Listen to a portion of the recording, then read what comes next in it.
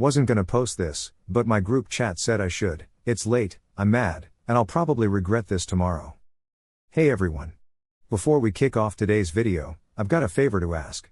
We've noticed our channel isn't getting as much love lately, and subscribing is one of the easiest ways you can help us out. It's quick, free, and it means we can keep bringing you awesome content. Your support really means a lot, so let's work together to keep this channel growing. Thanks a bunch. Now, let's dive into the video. Hey, I'm Sydney, 29, living in this tiny apartment with a view of the trash cans and a dog that loses it every time a leaf falls. I've been with my boyfriend, Calvin, who's 31, for 2 years. Supposedly, that's the magic number where you start seeing the real person, LOL. For some background, I've got a sister Noel who's always living her best life 3 time zones away, and a mom who sends me daily texts reminding me to drink water. This whole thing kicked off last week, but the weird vibes started earlier. Calvin's been acting strange, like leaving his phone face down and swapping our goofy selfie for a picture of his dog as his phone background without a word. He's also been saying he's swamped at work, which, I get, but it just feels like he's always too busy for anything longer than a quick dinner. So then, I get really sick, not just a sniffle, but a full-on fever. Monday night, I'm dragging myself to the kitchen for some OJ when Calvin texts me asking for help packing for a work conference because he's swamped and lost his blue shirt.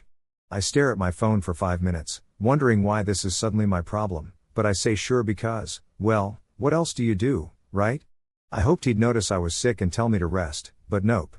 There I was, half out of it, sorting his laundry while he's pacing around on a call. I'm coughing up a storm and ask if he packed his charger, and he barely looks over, saying he'll just use one at the hotel. He mentions he'll be gone 3 nights instead of 2, like it's no biggie when I question it. He then takes his suitcase, kisses my forehead, and leaves with a text me if you need anything. The next few days are a blur of soup, bad TV, and confusing work emails. Calvin's texts are nothing special, just busy day or headed to dinner, with 0 details. It's like talking to a wall. My mom offers to send me soup, which I gladly accept because standing is a struggle. Then, 3 days in, I'm scrolling through Instagram stories, unable to sleep, and see a tag from this girl Kira from college. She's having a pool party at a hotel downtown, and there in her group shot is Calvin, shirtless, sunglasses on, drink in hand, with a girl in a bikini sitting on his lap, laughing at something he said. He's smiling in that genuine way he does when he thinks no one's watching, definitely not a work smile. At first, I just stare, thinking the cold medicine is messing with me, but it's him, same watch, same tattoo. I scroll through more of Kira's story, seeing Calvin playing pool games, hanging at a bar with a group, clearly not in meetings. I feel so stupid. I packed his bag, folded his shirts, even remembered the travel toothpaste. I text him something simple like, "Hey, are you at a pool party?" Hours pass with no response. I call, it goes to voicemail twice, and then he finally texts back, "Super busy, talk later." By now, I'm so angry I'm shaking. I call again, this time he answers, and I hear music, laughter. He sounds tipsy, and I ask if he's actually on a work trip or just out having fun. He laughs and says, like it's no big deal, that I'm just comfortable, predictable, not exciting, just a placeholder basically, while he's got another girl. So, here's the deal. I feel like I'm just a fallback for him, someone he turns to when he's bored. I try to talk about it, but he just talks over me, saying it's not personal. According to him, some people are just for fun, and others are for stability. Apparently, I'm the stability type, but he's not even sure that's what he wants anymore. Then he had the nerve to hang up on me. I just stared at my phone until the screen went black and, not my finest moment, but I threw it at the wall. Luckily, the phone survived, just left a dent in the paint. I was too drained to even cry, just sitting there until my dog came over and rested his head on my lap, knowing something was up. I pet him because, honestly, what else was I supposed to do? I tried texting my sister, but she was out cold, thanks to time zones. Didn't want to call my mom because she'd just dash over with soup, and I didn't have the energy to explain everything. What really hit me was how everything used to feel so normal, right up until it didn't. There were little hints here and there, but nothing obvious enough to pinpoint. I ignored the weird vibes because I was busy, sick, or just trusted him too much. I spent the whole week making excuses for him while he was out living his own life. I haven't blocked him yet, though I know I should. Part of me wants to ask Kira if she knew anything, but I'm not even sure I want the answers right now. I'm just exhausted. I packed a bag for him, and every time I look at it, it feels like it's cursed. Tempted to chuck it out the window. Anyway, That's where I'm at. I feel like I should have this huge, dramatic breakdown, but honestly, all I want is to go to sleep and wake up with a normal life. I know it doesn't work like that, but I'm not going through this again. I'm done being the filler. Not entirely sure what that looks like yet, but I'll figure it out. Not sure why I'm posting this, maybe to see if anyone else has been this naive or if I'm missing something obvious. Is this just how people treat each other? Is it normal now? Thanks for sticking around if you're still reading. My dog's barking at the window again, so that's my cue. I'll update if anything else happens. First update. So shout out to everyone who commented or sent messages after my last post. Wasn't sure I'd post again, but a few people wanted to know what happened, and honestly, writing this out is cheaper than therapy. I wish I could say I woke up feeling empowered, but nope. Woke up with my dog's butt in my face and a text from my mom saying, "Vitamin C helps." Oh, and 27 unread work emails because life doesn't stop just because yours falls apart. I didn't block Calvin, not right away. For about 2 days, I kept watching his stories. Dumb, I know. I kept checking my phone, hoping he'd call and explain it was all a joke or a misunderstanding. Instead, he posted a picture of himself at a bar with folks I didn't even know, then a photo of his dog. I started doubting myself for a minute, replaying our call in my head. Was I overreacting? Did I mishear him? But every time, I remembered his voice and how he said filler like it was a compliment, which made me mad all over again, not just at him, but at myself for being so available. I literally ran a fever and packed his bag like his personal assistant while he was out being the main event elsewhere. Felt like such an idiot. The weirdest thing is how normal everything else stayed. I still had to buy groceries, walk my dog, and act like my life wasn't a complete mess while texting my sister Noel about her new apartment. When I finally told my mom, she just said, "Well, maybe this is a sign to focus on yourself for a while," which is classic mom advice, not super helpful when your ex's stuff is all over your place. Here's where things changed. I was doom scrolling in bed, eating dry cereal because, once again, I was out of milk. I saw Calvin had posted a throwback pic of us from last summer caption "Good times." Like, seriously? Are you trying to play the sad boy? His stuff is still cluttering up my closet, his sneakers, old hoodie, dumb collection of half-broken earbuds. So, I texted Brianna, my best friend, who's a total chaos magnet, by the way, and so, she just texted me, "Get rid of all his stuff. Don't let him come back acting like nothing happened." So, that's exactly what I did. I started with his sneakers and worked my way up. By the time I was done, I had 3 whole garbage bags filled with his stuff. Honestly, it felt kind of satisfying, not gonna lie. I almost held onto his hoodie because it's super comfy, but then I remembered how he laughed at me on the phone, and in the bag it went. I called a ride share, tossed the bags in, and had them dropped right outside his building.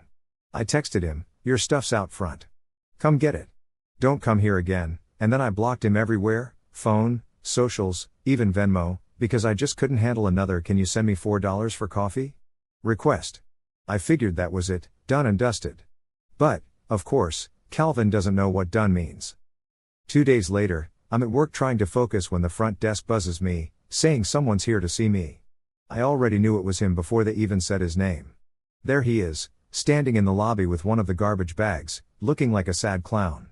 I don't know what he expected, maybe for me to be embarrassed or something, but I just walked out, arms crossed, and said, "You need to leave." He starts going off, saying I'm overreacting, making a scene, and claiming nobody else would take him in after what I did, which is hilarious because I'm not the one who lied. He tries to follow me back inside, so I actually put my hand on his chest and push him back, not hard, just enough to make my point. He grabs my wrist in a not so nice way, and I see red for a second. I yank my arm back and say, "Don't touch me." Security comes over and tells him, "Sir, you need to leave." Calvin finally drops the bag and storms out, but not before kicking it into the door, spilling half his stuff everywhere. Earbuds scattered, a sneaker bouncing down the hall. I'm just standing there, feeling everyone's eyes on me. I pick up the bag and dump it in the trash room. The rest of the day, I couldn't concentrate. My wrist hurt where he grabbed it, and there was a faint red mark. I kept replaying it in my head, wondering if I should have yelled or done more. But honestly, I just wanted it to be over. When I got home, there was a note stuck to my door in his handwriting. It was long, messy, full of crossed-out words and half-baked apologies. At one point, he called me a cold-hearted snake. I wish I was kidding. Then he said he'd always thought I was too good to be interesting, which, like, pick a lane, dude. I ripped up the note and tossed it in the compost bin. My dog tried to eat it. Classic. I called Brianna, and she just said, "Well, at least you got your power back, I guess." But it didn't feel like power, it felt like taking out the trash, literally. The worst part? A couple of our mutual friends started texting me, saying Calvin was telling everyone I flipped out and went psycho, and that he was scared for his stuff. So now I'm getting side-eyed by people I used to hang out with every week. One girl, who I thought was my friend, actually DM'd me and said maybe I should have let him down easier. Like, he dumped me over the phone while he was at a pool party with another girl, but sure, I should have been more polite.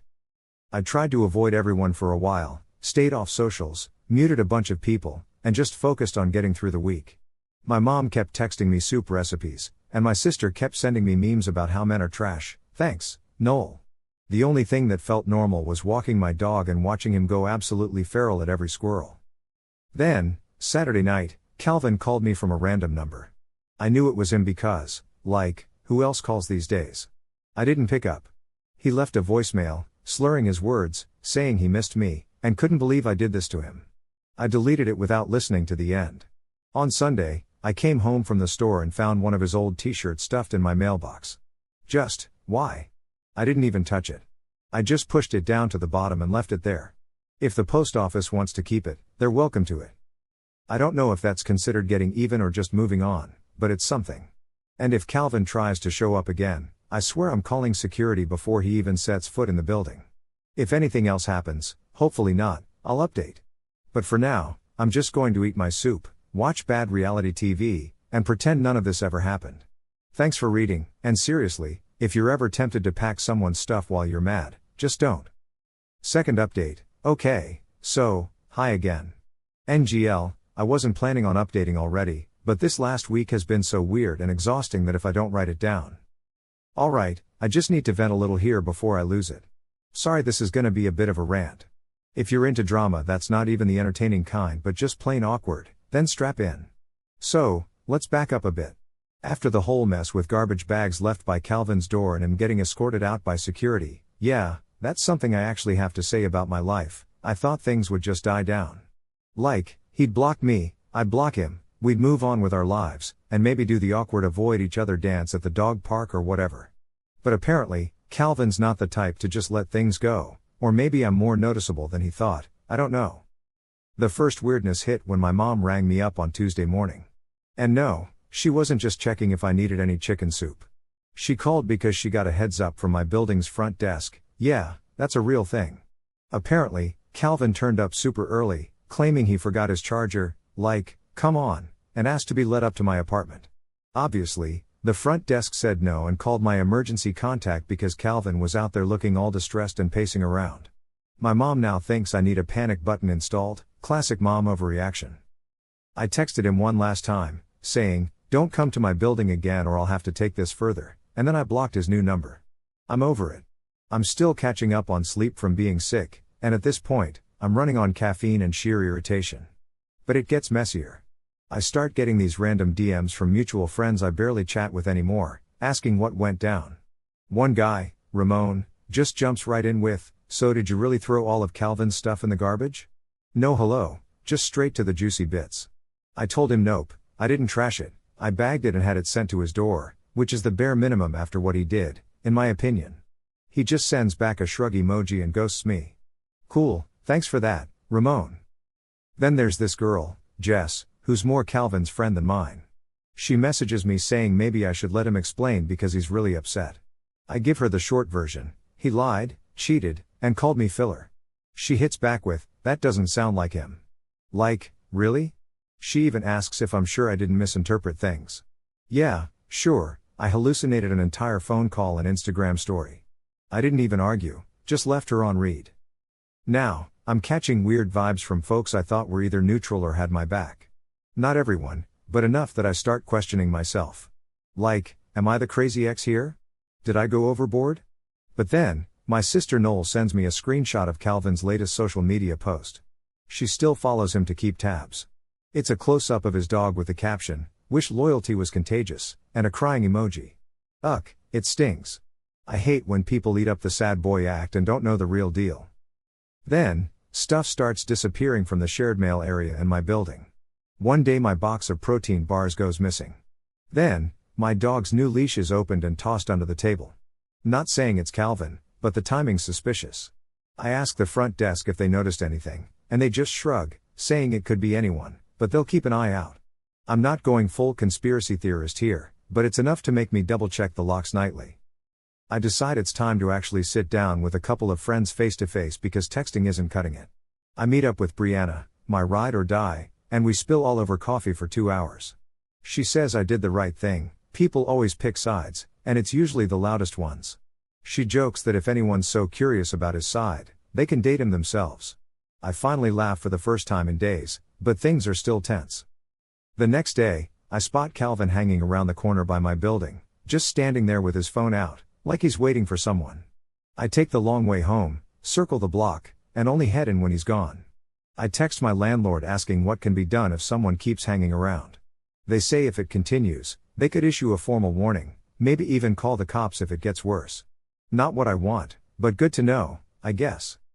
And then it really does blow up. Saturday night, I'm home chillin', watching some silly baking show when my dog starts barking like something's up. I peek through the peephole and see Calvin banging on my door, yelling loud enough to wake the neighbor's baby. He's slurring his words, and I can smell booze even through the door. I shout at him to leave, but he won't stop, says he just wants to talk. I tell him, go home. You're not coming in. He starts crying, then gets mad and throws his bag at my door. I hear something crash, and when I finally open the door after he's left, my flower pot is shattered. So, my hallway was a total mess, something got smashed and dirt was everywhere. I finally lost my patience and called the building management to report it. They said they'd send a warning letter. The next morning, my neighbor, this really sweet older lady who always gives treats to my dog, told me she heard all the commotion. She offered to vouch for me if I needed a witness.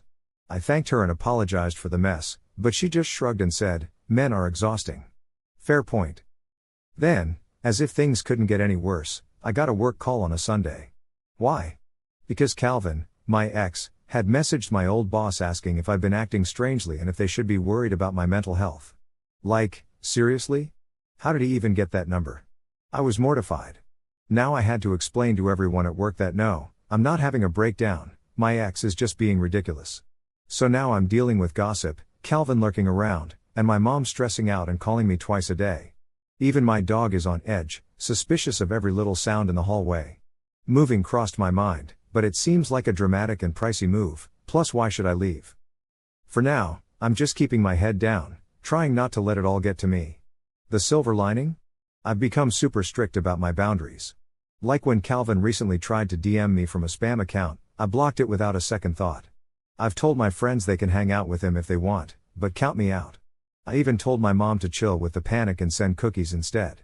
Oh, and I stood up to my landlord when he complained about noise. I'm not the problem, maybe help keep the creeps out. He didn't say much, but the hallway got cleaned the next day, so there's that. It's all been a mess, not some neat story with a happy ending. I'm exhausted, and if I never see Calvin again, it'll be too soon. I'm gradually learning to find my own peace, even if no one else gets it.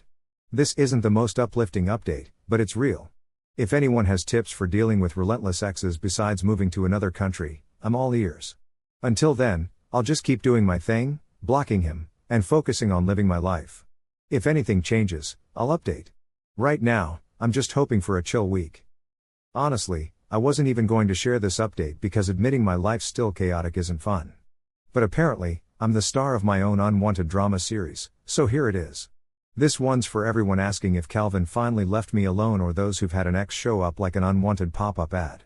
It's been about 4 months since the whole suitcase drama. Life's been different, not better or worse, just different. I moved a few blocks away, not directly because of Calvin, but because my old landlord turned into a nightmare and jacked up the rent.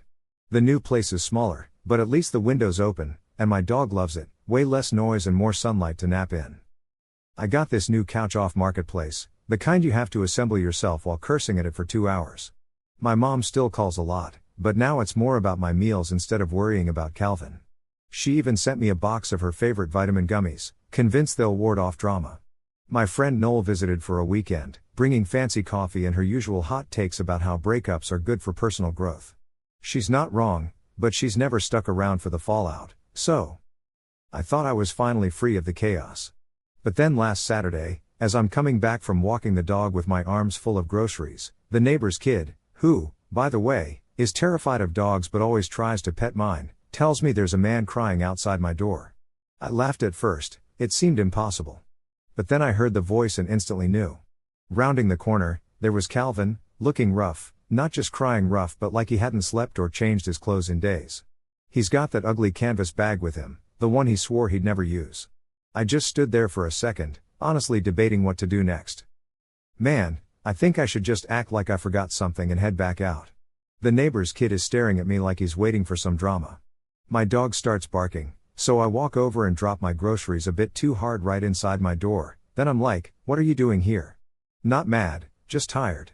He starts rambling, saying he's sorry, that he's been thinking about me all the time, and how everything spiraled out of control. He misses me, says the other girl was nothing, and he made a gigantic mistake.